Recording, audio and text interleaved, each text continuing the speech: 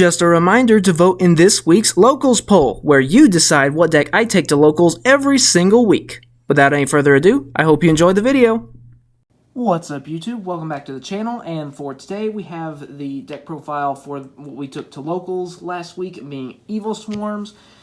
We had really low attendance for some reason, so we didn't have a tournament, but we did manage to get a quick game in before we all left, and we were all just kind of sitting around and talking too. So it was still a good time, but in terms of the actual record for the deck, we went 1-0. So here is a quick look to what the deck looks like on paper, then we'll get to the card by card.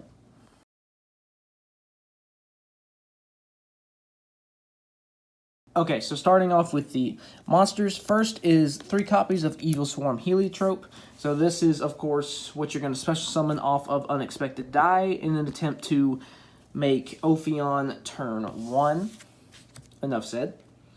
The next 2 I'm going to cover together because they kind of do very similar things.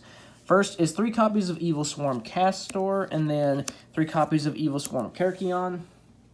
So both of these guys, under certain conditions, of course, they grant you an additional normal summon.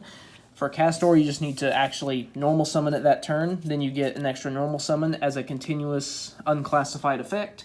And then Kerkion, you banish an Evilswarm from your graveyard, and then target one, add it to your hand, and then you can activate the effect to normal summon once again. Basically, that's just how you make your rank 4s, namely Ophion. Again, this is just kind of a way to kind of turbo Ophion out. That's kind of the whole point of Evilswarms. Next, 2 copies of Evilswarm Thunderbird. So this one is, I don't know. I don't really know how best to describe this one, but I really like this card for some reason. I don't know what it is, but I just like it. So basically, if you have it on the field, when your opponent activates any type of card or effect, you can banish it until your next standby phase, and then it brings itself back to the field with an extra 300 attack. I don't know, I just really like it for some reason. But yeah, it is useful for dodging destruction effects, so that way, even if they manage to out Ophion, you already have 1 free material on the field next turn.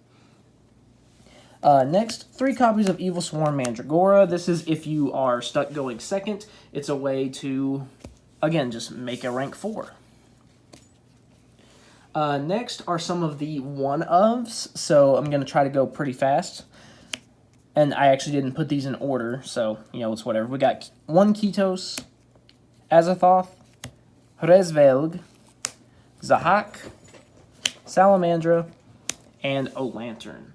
So, O-Lantern, tribute it to pop a monster. Salamandra can banish Evilswarms from your graveyard to pump itself up. Zahak, when it gets destroyed, you can destroy a level 5 or higher monster on the field. This one, it's a little bit slower because it's a flip, but you can target any one face-up card that your opponent controls and bounce it. This one is kind of similar to Rezvelg, except that it can only target special summon monsters, but it sends it back into the deck. And then Kitos, tribute itself to pop a spell or trap. So that's going to be it for the monsters. I know I'm probably moving a little fast, but that's because I've been through Evilswarms before, back in, I believe, November.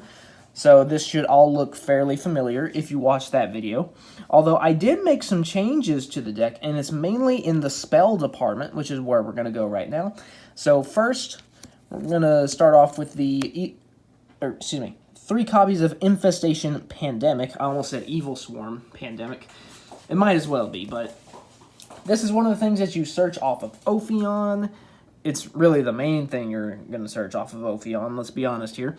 And it just makes all face-up Evilswarm monsters that you control unaffected by other spell and trap effects for the rest of the turn. So this is actually how I would even go as far as to say this is how I won against Memento, because when I would make Ophion, if he drops Dark Ruler, this was my only defense against that. So this card really came in clutch with protecting Ophion. Next, 3 copies of Allure of Darkness, and I apologize if the tripod is moving. My little puppy is laying right at my feet, so he's moving it a little bit. But yeah, so Allure of Darkness, it's just draw power, basically. That's basically all it is. Next, 3 copies of Unexpected Die, just to try to make Ophion as quickly as possible. Next, 1 Reinforcement of the Army and 1 Monster Reborn. So Rhoda is to search Castor, and then this is, of course, for just getting any 1 Xyz material back, or you could steal something from your opponent's graveyard, something that's big, then make Ophion, so then they can't get it, or get another one of it. Like, the first thing that came to mind was, like, steal a Blue Eyes White Dragon from their graveyard, then make Ophion. Next, this is the part here where most of the changes took place, and I'm actually pretty satisfied with the changes. So, first is 3 copies of Generation Force. As long as we control an Xyz monster, we can add any Xyz card from our deck to our hand. In the last profile, I was only running 1 of this because that's actually all I had, but I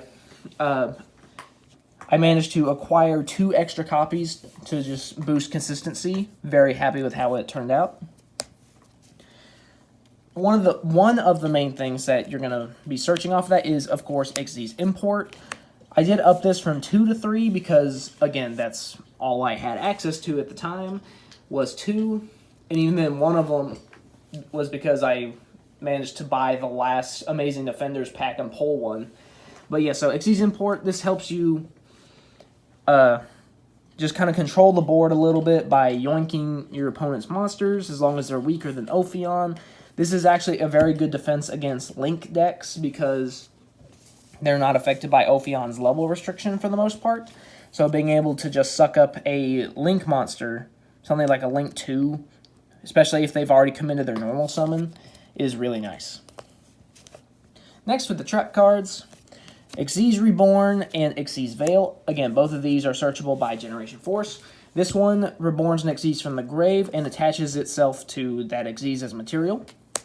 And then Xyz Veil prevents Xyz monsters from being targeted as long as they have at least 1 Xyz material, which is what you're going to be doing anyway with Ophion, because Ophion's level restriction is only while it has material. So that just kind of helps protect it there, especially things like Imperm, Veiler, things of that nature. And then finally, last card in the main deck is 1 Infestation Infection. So basically, this just allows us to shuffle 1 Evilswarm from our hand into the deck as cost in order to search whatever Evilswarm we want. Enough said. Next, going on to the extra deck. Again, I'm moving pretty quickly because 1, this deck is pretty self-explanatory, and then number 2, because I've actually already done a profile on this before. So if you want slightly more in-depth explanations, I suggest you go watch that video, because the monsters are actually all the same. The monsters didn't change, just the spells and traps. So first, 2 Evilswarm Nightmare. You're usually going to make this one after you make Ophion, so like turn 1, because you obviously want to go first. Turn 1, make Ophion. Then on your second turn, if you're able to, you make this. This just flips an opponent's monster face down when they special summon something. Next is the board breaker, being Evilswarm Exciton Knight. We run 3 of this guy.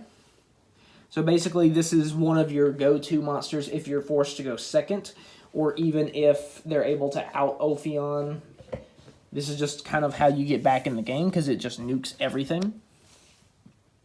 Thanatos. I'm running 2 of it. It's just kind of an auxiliary one. Sorry, he's my puppy's chasing his tail. I don't know if you could hear it, but he was kind of growling a little bit. He was trying to chase his tail. But anyway, this is good against very monster-heavy decks, but usually because you want to set up Ophion first, it's almost kind of unnecessary. But the option is there if you need it, because it can become unaffected by monster effects. Next is 3 copies of Evilswarm Bahamut. So this is another option if you're going second, because it allows you to steal an opponent's monster just at the cost of detaching material and sending an Evilswarm from your hand to the graveyard. You can permanently steal an opponent's monster. So it's pretty nice, although obviously, you know, going first and making Ophion is infinitely better. And speak of the devil, here is 3 copies of Evilswarm Ophion. He is the main goal of the deck. So while he has material, level 5 or higher monsters cannot be special summoned. And then once per turn, you detach your material in order to search one of your infestation spells or traps. And another reason why I decided to go with XZ's import as well is so I could get more materials on him. So then I could actually use it twice and not run out of material.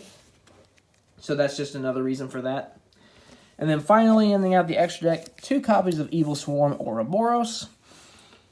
So this one's a little slow, unfortunately, because it does require 3 level 4 monsters. But I actually really like the effects. But each one can only be used once while it's on the field. You can either bounce a card, send a random card in your opponent's hand to the grave, or banish a card from your opponent's graveyard. So I like the effect. I do wish it was a little faster, though. But the artwork is just incredible. Look at that. But yeah, so that's going to be it for the Evilswarm deck profile. Very simple, straightforward deck. It's basically just make Ophion as quickly as possible and protect it. That's basically what you do. We were able to get the job done against Memento. Not very familiar with Memento. I kind of know what their end goal is because they want to get the big 5,000 attack guy. But other than that, I don't really know what they do. But the deck was enough to actually win the game. So yeah, happy with the changes. Make sure you guys vote in the locals poll.